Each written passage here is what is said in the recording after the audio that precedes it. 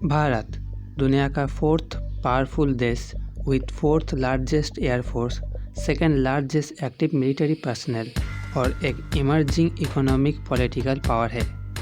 और इसके साथ साथ भारत दुनिया का सबसे बड़ा आर्म्स इंपोर्टरों में भी है। और यही चीज़ हमारे सबसे बड़ी कमज़ोरी है। भारत ताकतवर होकर भी दूसरों के ऊपर डिपेंडेंट है।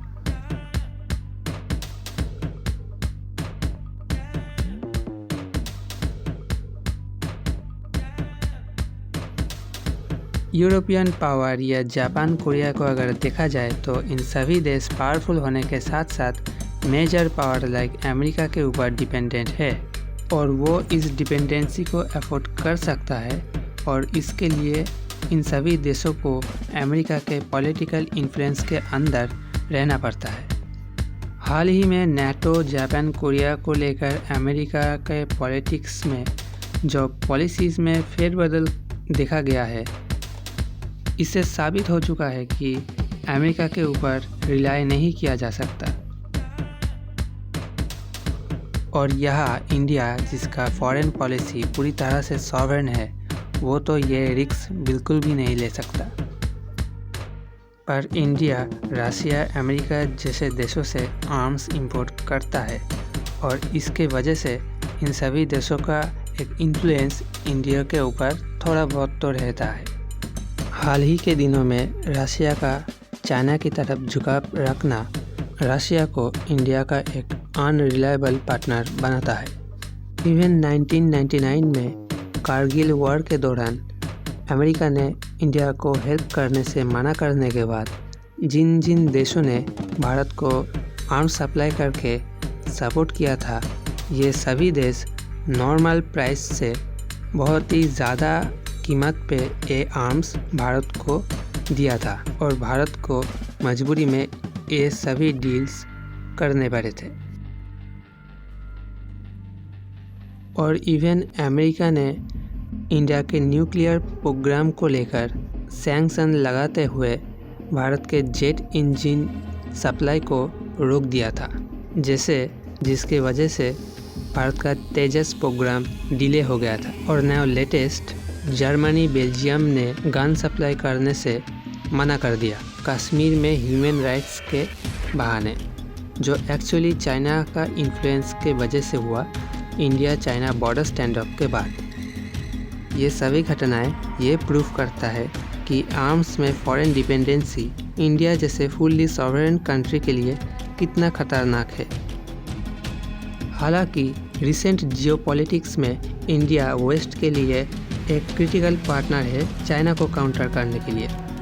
और इसके साथ साथ इंडिया वेस्ट के लिए एक बहुत बड़ा डिफेंस मार्केट भी है, जिसके ऊपर वेस्ट एंड रशिया अपना फुल कंट्रोल चाहता है। और यहाँ इंडिया का इंडियनाइजेशन प्रोग्राम इन सभी आर्म्स सप्लायर्स के लिए एक खतरे की घंटी है। यही कारण है कि इंडिया में फॉरेन आर्म्स कंपनी गवर्नमेंट अपना हथियार और इक्विपमेंट बेचने के लिए पूरा जोर से लॉबी करता है और इंडिया के हथियारों को नीचा देखने के लिए फॉल्स प्रोपेगेंडा चलाता है। इसका बेस्ट एग्जाम्पल है तेजस के खिलाफ चलाया जाने वाला झूठी खबर और प्रोपेगेंडा। अब यहाँ पर यह बोलना ज़रूरी है कि इंडिया बहुत सी केसेस में खुद अपना डिफेंस इक्विपमेंट तो डेवलप करता है, मगर ऐसे बहुत सी केस है जहाँ पर भारत को फॉरेन हेल्प चाहिए होगा। लाइक जेट इंजन टेक्नोलॉजी को पूरी तरह से रिफाइन करने के लिए हमें फॉरेन हेल्प ज़रूर चाहिए और करंट जियोपॉलिटिक्स के अनुसार भारत को ये हेल्प मिल रहा है और आगे भी मिलेगा। बट हमें यह ज़रूर ध्यान देना पड़ेगा कि इन सभी डीलों में जो टेक्नोलॉजी ट्रांसफ़र होगा, उन सभी टेक्नोलॉजी पर भारत का पूरा हक हो। और इसके साथ साथ हमें यह भी याद रखना है, भारत जैसे देश जिसका एक अपना सॉवरेन पॉलिसी है, उसका कोई भी ऑल वेदर एलाय नहीं हो सकता। इंडिया ये बात बहुत अच्छी तरह से समझता है और यही बात है कि रिसेंट ईयर्स में इंडिया के डिफेंस सेक्टर में मैसिव इंडियनाइजेशन देखने को मिल रहा है।